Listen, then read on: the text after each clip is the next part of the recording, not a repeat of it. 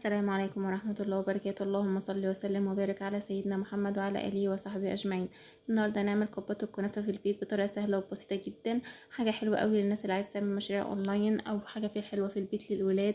بيشتروا الكوب ده غالي من بره جدا، وممكن نعمله في البيت بطريقة سهلة وحاجة اوفر واحلى من بره بكتير طبعا، وحاجة طبعا نظيفة وضمناها. شايفين الكوبايات عاملة ازاي؟ نعملها بالشوكولاتة او بالمانجا. هنجيب معانا نص كيلو كنافه، نكون حاطينه في الفريزر او جايبينه صابح عادي، نقطعه قطع صغيره، او الفريزر بيبقى اسهل، بتفركيه في ساعتها بيتفرفت معاكي بسرعه. ومعانا سمنه، نص كوبايه سمنه. هنجيب بقى صينيه، ندهن الصينيه سمنه كويس، نغرق كده الارضيه بتاع الصينيه سمنه. نكون مشغلين الفرن على درجه حراره 200 واحنا بنجهز الكنافه. كده غرقت الصينيه كلها سمنه اهيت. هنزل بقى عليها بالكنافه، افرطها كده في كل الصينيه، في ارضيه الصينيه كلها. محطش عليها اي حاجه، هي كنافه كده ساده بس. بضغطها كده بايدي بحاجه بسيطه، بضغطها كده ضغطه بسيطه بس كده. يلا ان شاء الله يكون اشتراك في القناه وتفعيل الجرس عشان توصلكوا كل جديد.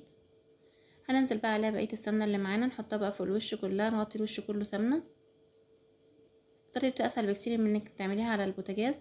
هنا هنعمل الكريم شانتيه معانا. دخلت طبعا الكنافه معانا في الفرن على درجه حراره مننا على الرف اللي في الاوسط.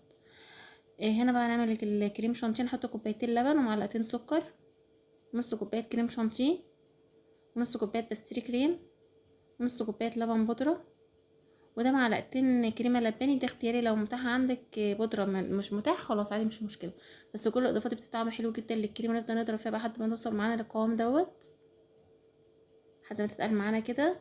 شايفين لما برفع المضرب ثابته ازاي؟ حلوه جدا الكريمه دي، اعتمدوها في اي حاجه بتاع الحلويات، طعمها حلو جدا.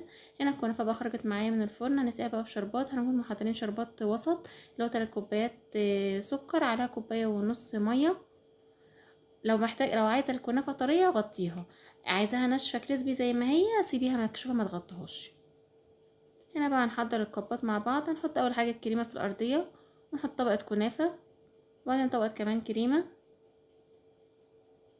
المانجا دي معايا انا مفرزاها بتاعه الموسم اللي فات، بقطعها قطع كده صغيره شرايح كده، وما بحتاجها لاي حاجه، تورته او كنافه او حاجه بطلعها احطها عليها. احط بقى كمان طبقه كريمه برضو. هنكرر بقى الطبقات كده فوق بعض هكذا يعني. هنحط كريمه ونحط مانجا، حلوه جدا وطعمها حلو جدا، وبتبقى اغلى بكتير من انك تعمليها في البيت، واحلى طبعا انك عاملاها في البيت وعامله الكريمه بلبن يعني حاجه مغذيه للاطفال، ما يبقاش عاملينها مره بره بيعملوها بميه كده. ان شاء الله يكون اشتراك في القناه وتفعيل الجرس عشان يوصلكوا كل جديد. رتب على صفحتنا على الفيس. هنا بقى هعملها بالنوتيلا. الولاد برضو بيحبوا الكنافه من النوتيلا، بيحبوا يشتروها من بره عشان هي عليها شوكولاته وكده. هنا معانا نوتيلا، او ممكن تكون لو عندكيش نوتيلا جاهزه تسيحي شوكولاته عادي خالص خام، وتحطي عليها معلقتين لبن وتحطيها فوق الكريمه برضو.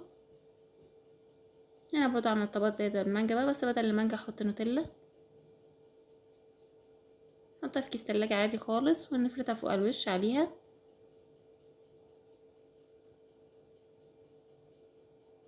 هكمل بقى كل الطبقات كده مع بعض. هنخلص بقى انا وريتكم الطريقه، وهخلص انا بقى كل الكميه وهوريها لكم. حط برضه انا طبقه نوتيلا فوق الوش، وبسكوت اوريو بقى التزيين، اي حاجه عندك، شوكولاته.